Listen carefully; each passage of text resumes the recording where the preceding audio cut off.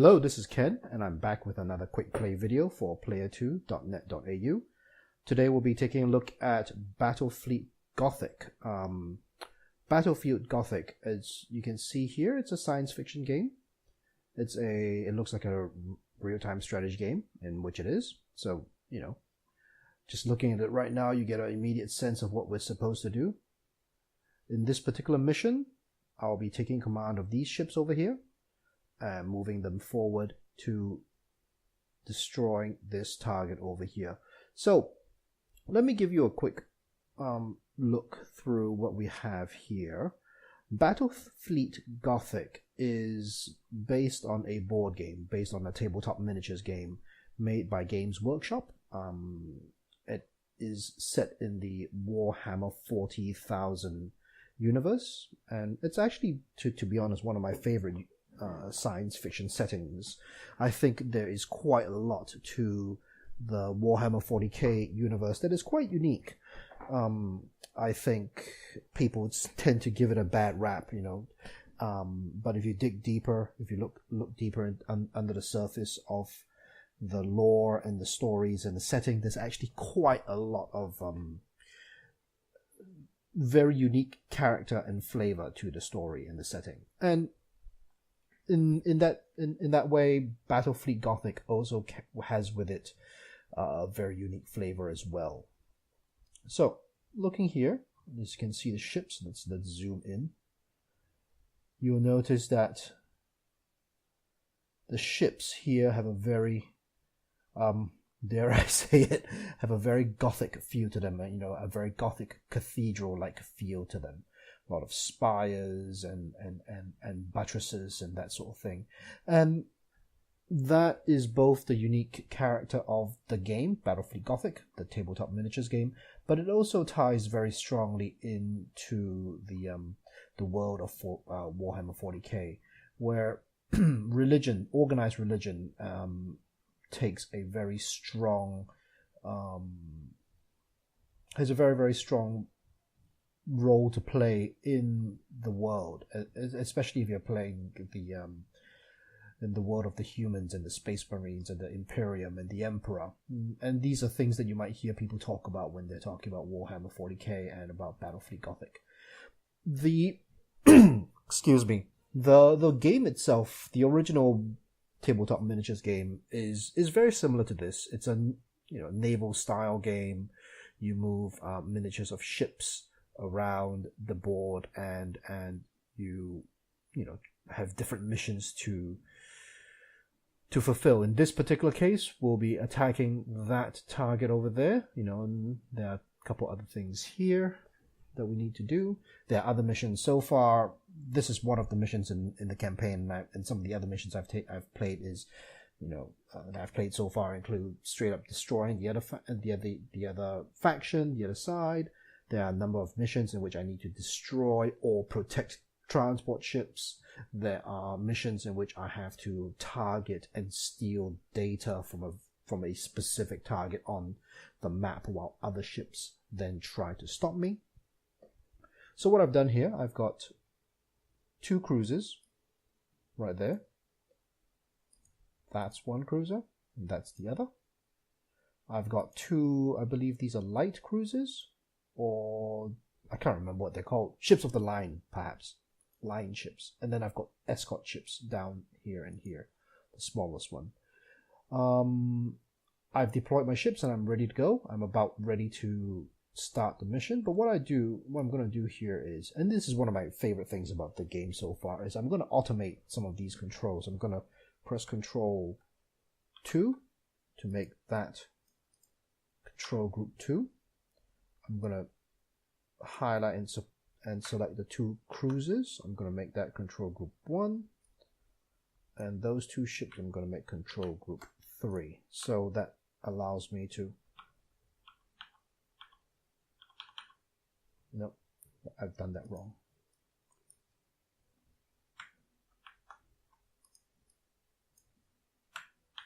Alright, let's try that again.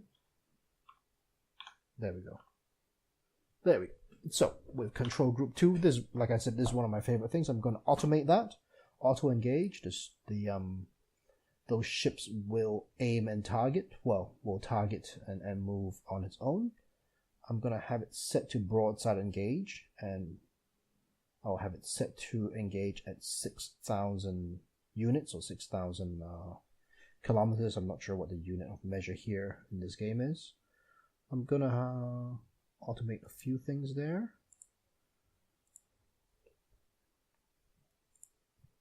And I'm going to do the same for this group here. And I'll just describe what I'm doing in a little while. Okay. All right. So, when you pick a ship, you have a number of buttons and actions to do. The interface looks very similar to, say, StarCraft. Actually, I think it's very, very similar to StarCraft. In the bottom left, you've got the map, mini-map. On the bottom right, you've got a number of actions that you can take. And then in the middle, bottom middle, you've got other stats and other bits of information and other controls as well. Top right, top left-hand corner, you've got your ships. You know, those are the ships that you have control of. And so when you pick a ship here, let's see. This ship has a number of things that it can do. You know, this particular destroyer can shoot out a probe, so I can reveal other ships on the other side of the map, so I can know what they are. This one has the ability to drop a stasis bomb, which locks other ships down. I can board enemy ships by either using a boarding action or lightning strike. I've got torpedoes, which fire straight ahead. And I've got special actions, which either gives me stealth or gives me a slight boost to my armor, and locking on and that sort of thing. Reloading means my skills cool down faster. Locking on means I get to increase my accuracy of my weapons. I can all hit full, which means I move forward faster, just standard movement at cruising speed. I can make high energy turns, which means I can pivot on the spot very, very quickly, or I could make an emergency stop by burning retros. Over here, you can see in the sort of the bottom left, you know, auto engagement. These are rules of engagement for that particular ship. But in this scenario, I'm going to take control of the main cruisers myself. So, ready. I'm going to move my ships forward. I'm going to shoot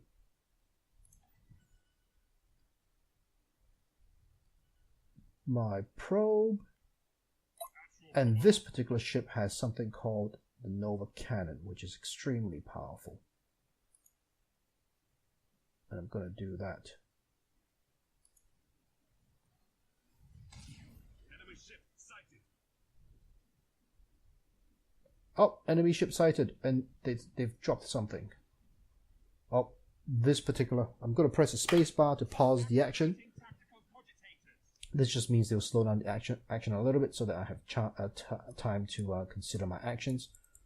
Oh, my two ships are flying into the asteroid field. You will take heaps of damage in this asteroid field. I need to do an emergency turn. Execute high energy turn.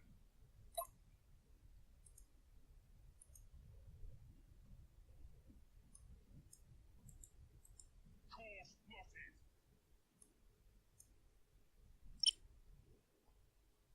I'm going to keep firing. I have now targeted this particular enemy ship. Awaiting orders. Okay, so you can see in this particular game, I'm going to move back into real time. Damage teams, begin repairs now. All ahead full. I'm going to move that particular cruising speed set. Line ship a little bit to the forwards. Now, one of the things that we have to keep in mind is that in this game, broadsides are very powerful. You're trying to get into firing range and firing arcs in this particular game, and that's what leads to the sort of the naval feeling.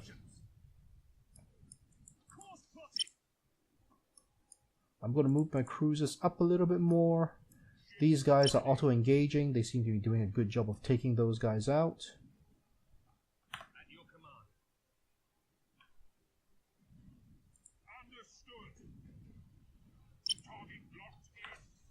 I'm gonna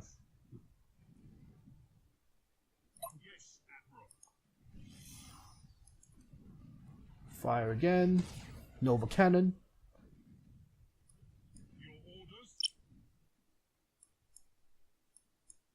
Alright. I'm trying to concentrate here, so I'm not talking very much. So you can see that this particular enemy ship is quite damaged. The blue bars, the shields, has gone quite damaged. The shields will replenish over time. The red bar is its hull and structure, and that's been taken down half as well. So that's good.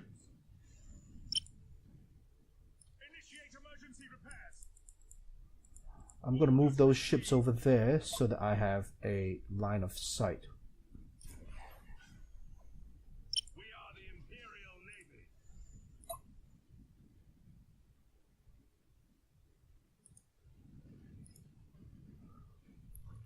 Awaiting orders.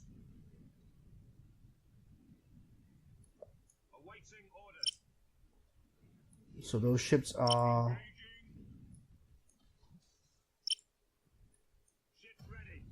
Nice. What I'm going to do is these ships are going to concentrate on this little platform here. I'm going to do a quick emergency turn here. We have the traitors on the run, Admiral. The Chaos Fleet has suffered major losses. You're free to concentrate your firepower on the space station and the defense platforms. Alright. All Chaos vessels remain, Admiral. Your fleet has torn the enemy apart, and any remaining Chaos forces will be hunted down without mercy. Alright, so we heard a little bit of talking there. You know what? I'm going to concentrate. Go back into real time. I'm going to concentrate all my fire on this enemy station.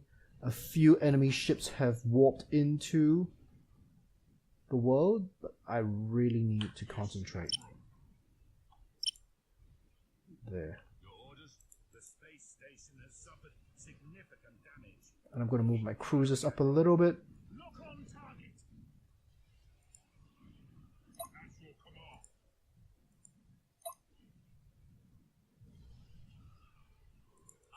I'm going to move this cruiser up because I need to turn around to fire my torpedoes at that space station. Engines up. Only one defense platform remaining, sir. I recommend we concentrate our fire on the resupply station at once. All right. Let's concentrate. Enemy defense platform destroyed. The space station is vulnerable. Strike now. So far this mission hasn't been too difficult. Lock on target. Enemy station has taken severe damage. Awaiting orders. Things seem to be going well. Yes, Admiral. Destroyed. Fine work.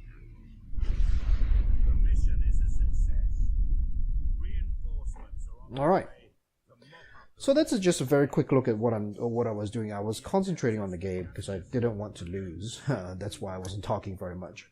But you can get a sense from that little bit of gameplay that's what you'll be doing. You're moving your ships into various positions. There are firing distances to consider. There are firing arcs to consider. You want to be able to move your ships around so that you're taking advantage of various weapons that are aimed at different places. So let's go take a look at the ship customization so we can talk about this a little bit more because okay, sure, let's just finish talking there. Let's go to Portmore Station so that we can take a look at the customization of ships, and that will give you a bit of context about what we did in that game earlier. As I was saying, we're trying to take advantage of firing arcs and different weapons. So, for example, this level 2 Dominator one of the cruisers, the Guardian of Purity, has got in it a number of weapons. It's got a Nova cannon, which fires straight ahead. You'll see it has a rate of fire 60. Its range is quite long. It's between 6,000 to 25,000 units. The angle of fire is 90 degrees forward, and it can shoot once, and then it goes into cooldown. The other weapons it's got are these macro batteries, in which I do 18 points of damage. The rate of fire is much faster, but a very short range is up to 6,000. And the angle of fire, importantly here, is 90 degrees off the port side, of the broadside, sorry. So when I'm maneuvering my ships, I have to decide whether I want to fire straight the weapon, the front weapon, or the side weapons. And in this particular case, this particular ship, it's got a very, very powerful front-facing weapon, but it's not one that I can use constantly, and there is some level of variability with where the shot lands.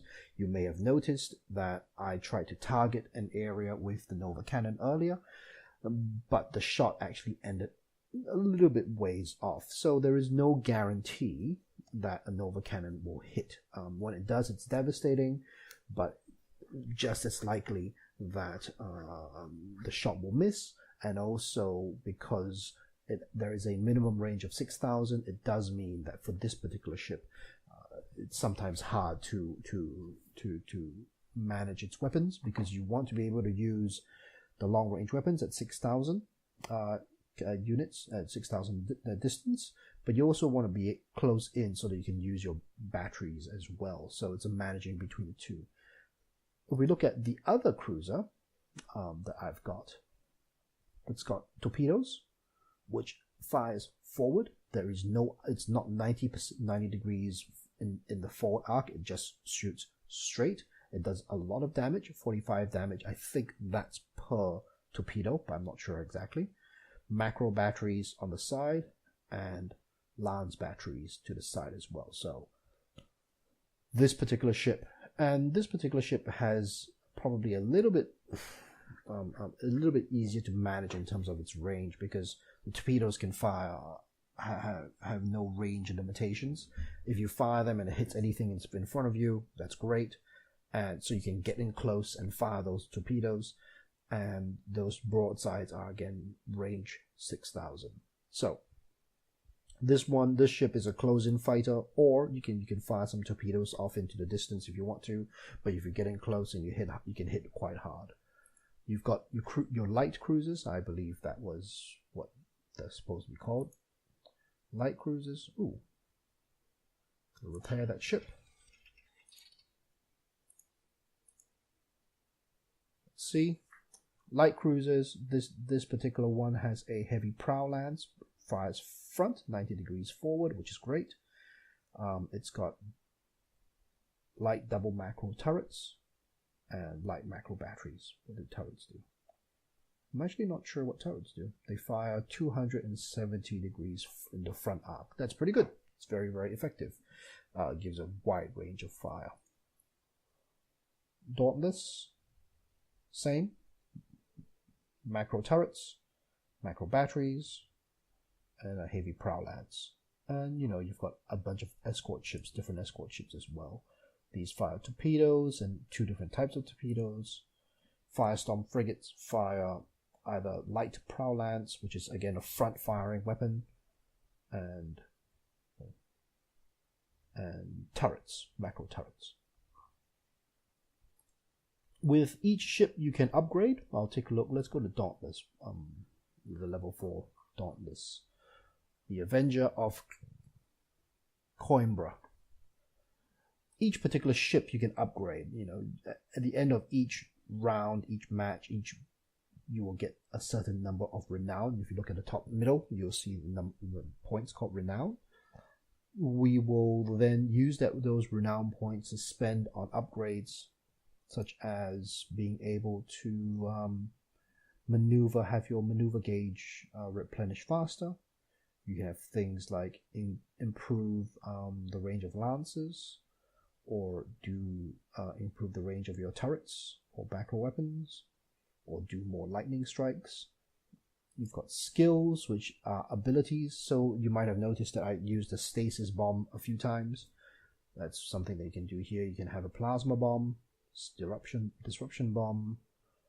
That's a stasis bomb there. You can have things like enhanced induction cells, which replenishes your maneuver gauge so that you can do high energy turns and full ahead forwards quickly. You've got crew that you can upgrade every time your captain levels up. You get to increase a stat here. I've increased master gunner a couple times. So let's take a look there. Improves by 25% the critical chance of lancers and macro weapons per level. So my master gunner has 2 levels there. So good improvement of chance of doing critical damage. So that gives you a quick sense of what the game is like. You've got ships that you can upgrade, which you then take onto the battlefield. What we'll do now is I'm going to save that because I'm pretty happy with my performance in that I always rewrite my saves. I don't tend to have multiple saves. I know friends who will have multiple saves at multiple stages, but I tend to just have just the one. Let's go to custom game, and we can pick Orc Pirates, and we'll just play with randomly with skills. Okay. In the campaign, Cruiser Clash. See, these are the different types of missions that you've got. Convoy, assassination, data recovery, space assault. What we did just now was called a space assault. Space station assault, breakthrough, planetary assault. I'm just going to do a cruiser clash. I'm going to do 500 points. I can choose to be attacker or defender, but I'll be attacker. It's fine. We'll add an AI. Let's make them the Eldar Corsairs. Okay, let's see. What ships do we want? Battleship, battle cruisers, cruisers, light cruisers. What's this? Let's see. Select your admiral ship. Should we go with a battle cruiser or a cruiser? Let's see. Hull integrity of a battle cruiser 1000, shield 100, speed 150, rotation 10.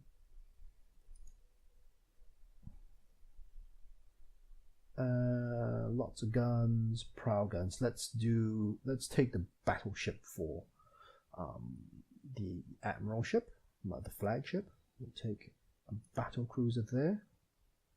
We'll take a light cruiser, and I've got 46 points left. Let's take a Ravager. There we go. Now, because I've got fleet points, I've picked a 500 fleet point game. I get to spend that up to 500 points worth of ships, but as you can see, I've only got 11 points left, and none of the ships here cost 11 points, so I'm going to be left a little bit under 500. You'll see that the battleship there has 202, 149 points there, 103, 35. We're ready. Ooh, the Orc ships. They look like rust buckets, don't they? Just big pile of ugly. Ooh, that's loud. Okay. I'm just gonna, you know what? I'm just gonna auto deploy, make that easy, because we're just really taking a look at this game anyway. We're not. Although I like to keep my ships bunched up a little bit more. I don't like them to be too far away. The one thing I don't like about this game so far is that that's the maximum in terms of zoom level, zooming out. I would like to be able to zoom out a little bit more, but that's a minefield, so we don't want to go there.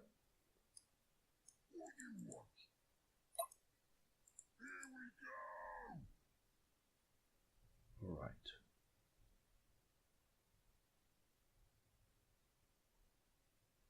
What this duration?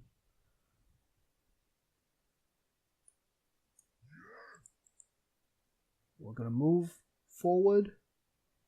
Oh, I see enemy ships over there. See those red dots? We don't know what they are, but we know that they're moving in. Usually in a time like this, we would find... That's why the probes are useful, because it allows us to find out what those ships are. But what I'm gonna do is I'm gonna move into this cloud over here that provides us with some cover, and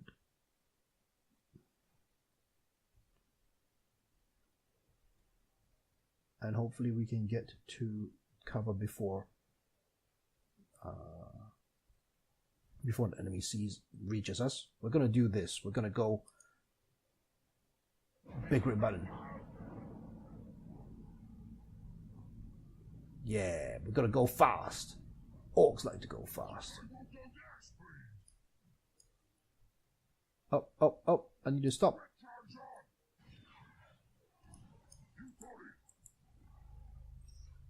Oh, oh.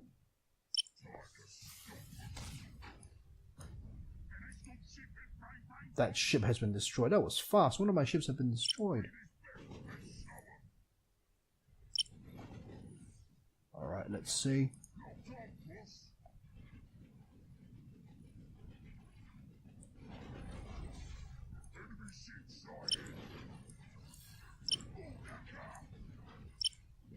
You know what? I'm doing a lot of...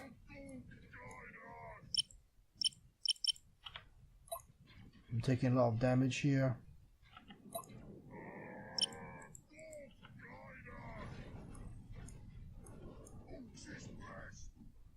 Now, Eldars are supposed to be extremely maneuverable and fast, yeah?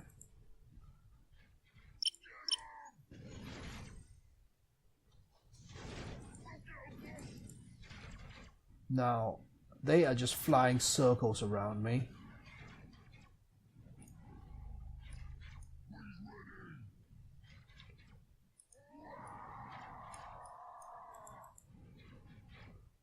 I want to turn around so that I can fire on those ships. They are moving fast.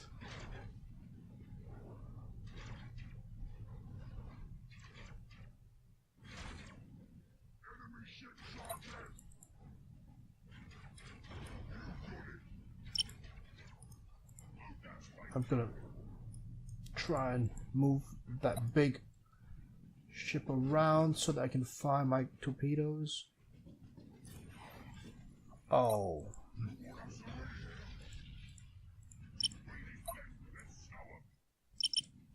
Well, Eldar ships are very fast and very maneuverable. You see, as you can see, they're just flying circles around me.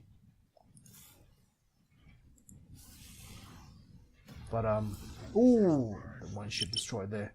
But I am tough.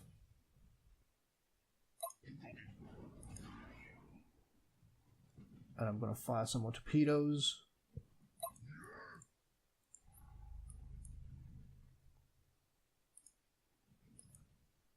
I'm gonna fire a stasis bomb. So I've had 4 ships. They started with 3, and I'm left with 2 because I'm tough. I think we managed to catch that in our stasis bubble. Yeah, we did. I'm gonna fire missiles. Fire my torpedoes. Hopefully I can get them.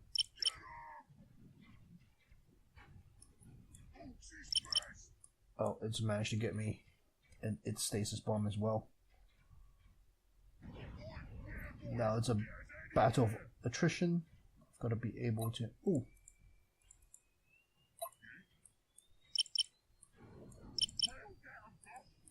No! Now that's one of the downsides of playing with orcs, is that if they don't like to fight, they will run out of here.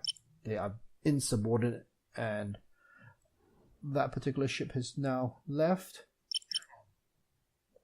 Oh, I think this ship might be running away. So I think I might have won this only because this particular ship has decided to run away.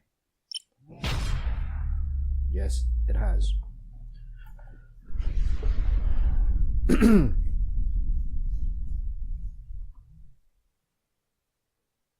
So I won that, but not because of any particular skill. As you can see, I was very lucky. I lost one of my ships very early on. I managed to do some heavy damage on those Corsairs, on those Eldar, because they are, whilst they are fast and maneuverable, they are also very fragile. So if you manage to get in close and do a heap of damage, they're just going to go down fast. And that last Eldar ship, despite it being bigger than my last ship, it was so badly damaged that it decided to run away instead of being destroyed. In which case, what it means is all the same still. It just means that I have won, which is great. Now, I'm just coming back into the campaign for a little bit, because you've seen how the game plays. You know, that is the main part of the game, in which you're moving your ships around. It is very, very naval inspired. You are controlling spaceships. You're getting into broadsides. You're exchanging lots and lots of fire. You're trying to outmaneuver your opponents, and that is the heart of the game. You can do that multiplayer. I haven't played multiplayer yet, so I'm assuming that's very similar as well. But chances are you're probably putting up against much smarter people. The AI in this, to date, I've played probably about an hour and a half of this game. I'm in turn 9. I've done a few solo games, a few custom games here and there. The enemy AI to date has not been super challenging. I've been able to sort of luck my way out of it, which is fine at this point, because I'm just learning the systems and playing the campaign. I'm assuming that when you're playing with multiplayer, the opponents are going to be a lot more wily, a little bit unpredictable, and a little bit more able to control their ships more efficiently, more effectively.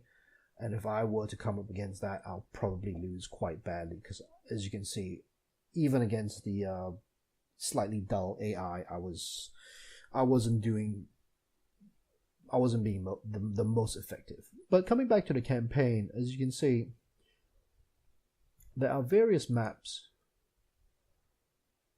here and there, and they all offer different types of missions. As you can see here, Purgatory.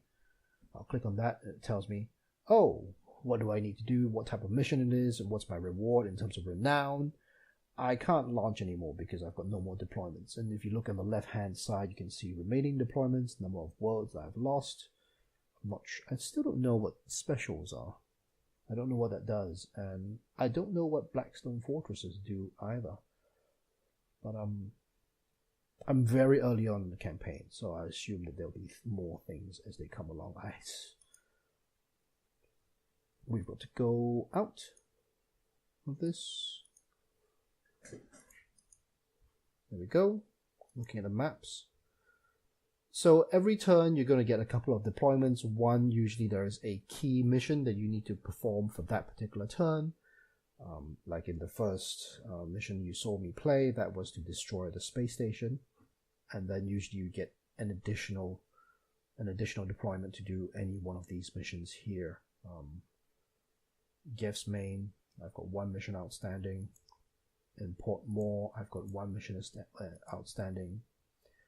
And every time we finish, I'm just going to save this a little bit. Again, overwriting. I know some people really don't like that, but it's fine. Let's end the turn, and we'll take a look at what happens in the next one. Admiral, I have transferred There we see. of night to my vessel, and we are preparing to depart from Ormsby.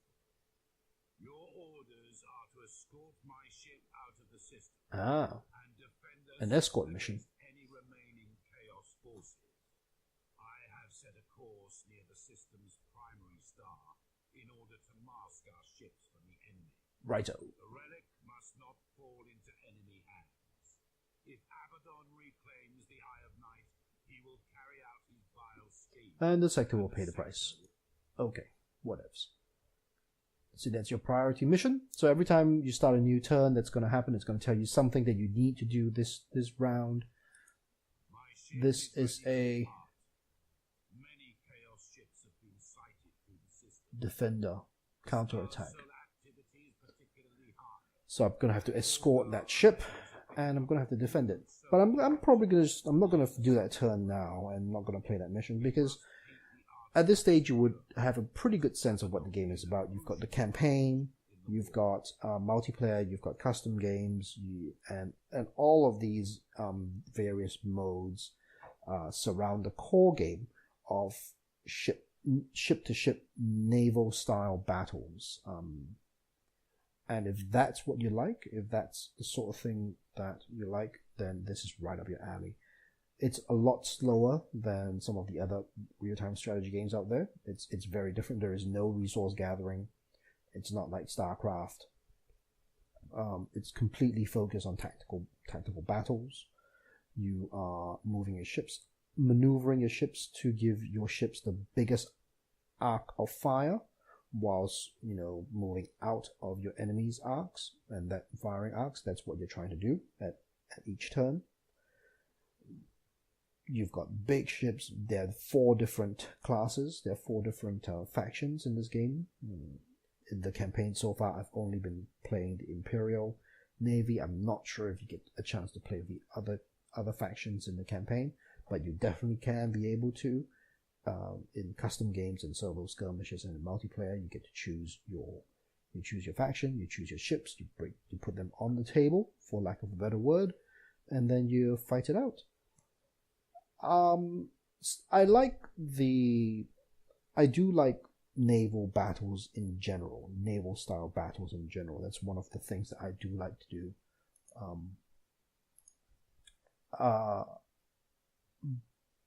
I guess a couple of issues I have with this game at this point is that I've talked about this one already. AI is not particularly smart, but that's all right, because I have discovered I'm actually, whilst I might like strategy games, I've discovered that I'm